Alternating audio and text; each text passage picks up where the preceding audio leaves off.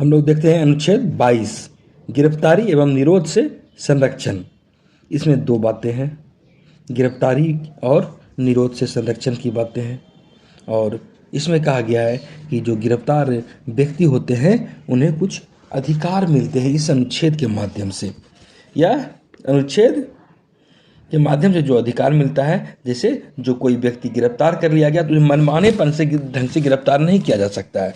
मूल बात यह है, अगर उसे गिरफ्तार किया गया है तो उसे कारण बताना पड़ता है यथाशीघ्र, उस कारण से उसे अवगत कराना पड़ता है और गिरफ्तारी की सूचना का अधिकार व्यक्ति को प्राप्त है।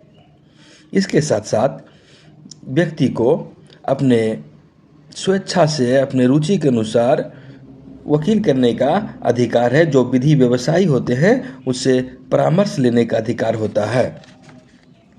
तीसरी बात जो महत्वपूर्ण है कि कोई गिरफ्तार किसी व्यक्ति की कर दी जाती है तो उसे 24 घंटे के अंदर न्यायालय के समक्ष पेश किया जाता है। 24 घंटे में आने जाने का समय तय नहीं किया गया है। आने जाने के समय को छोड़कर उन्हें दंडाधिकारी के पास, जो मजिस्ट्रेट होते हैं उनके पास प्रस्तुत किया जाता है और मजिस्ट्रेट की आज्ञा के बाद ही आगे उन्हें रखा जाता है हिरासत में, अन्यथा उन्हें छोड़ने की बात होती है और हिरासत में उन्हें नहीं रखा जा सकता है।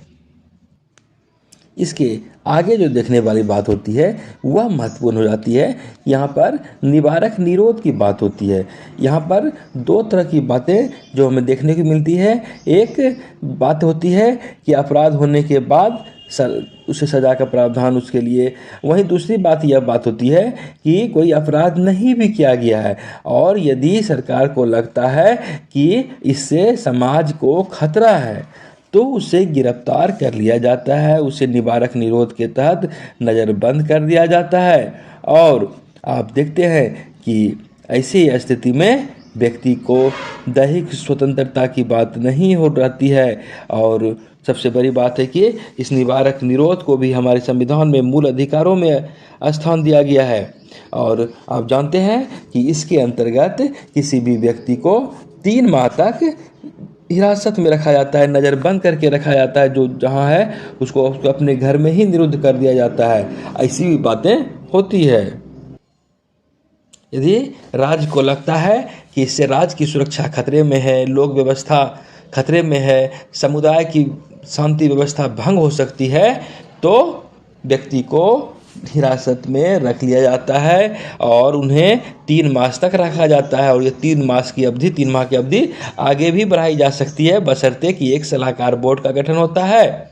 उसमें जो महत्वपूर्ण व्यक्ति होते हैं वो सलाहकार, और उसमें न्यायाधीश भी होते हैं और उनकी यदि अनुशंसा होती है सलाहकार बोर्ड की तो उसकी अवधि 3 माह से अधिक भी बढ़ाई जा सकती है।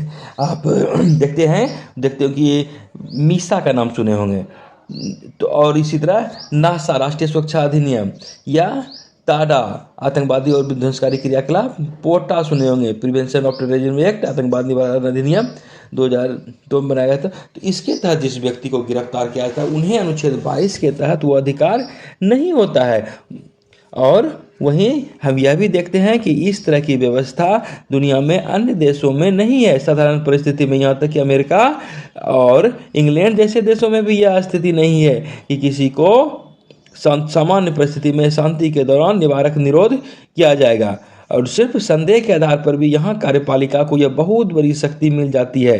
कुछ देशों में है तो सिर्फ आपातकाल में यह व्यवस्था की जाती है, लेकिन भारत देश में सिर्फ संदेह के आधार पर भी ऐसा होता है और किसी को गिरफ्तार कर लिया जाता है।